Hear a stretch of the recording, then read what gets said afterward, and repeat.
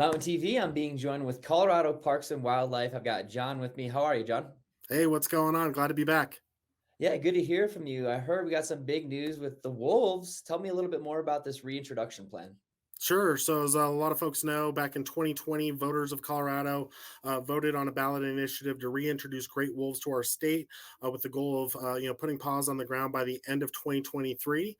Back in May, during a commission meeting, our Parks and Wildlife Commission unanimously approved a plan for reintroducing those wolves and a management plan for those animals. So, ever since we've been working hard at getting everything in place for that plan and finding a source of where we will get gray wolves to bring to Colorado as part of this reintroduction. And yeah, last Friday announced a plan with the state of Oregon to, on a 1 year deal, get up to 10 wolves this first winter between December and March to fulfill the will of the voters and get this reintroduction of gray wolves going here in Colorado.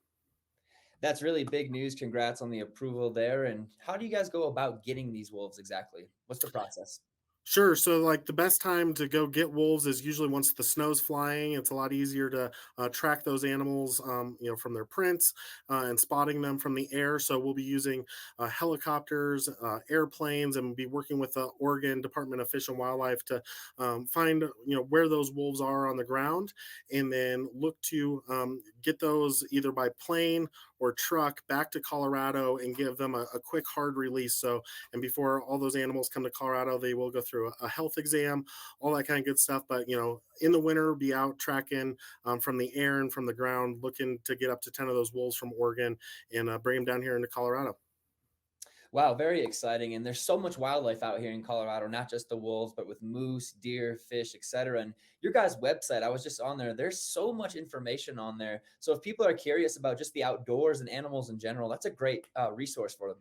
Yeah, if you live in Colorado, you live with wildlife, and we have so many resources that you can learn, what it means to be living in a state that is, so rich in our wildlife resource here. All right. Thanks so much, John. Appreciate the update. We'll talk to you next week. Absolutely. We'll see you then.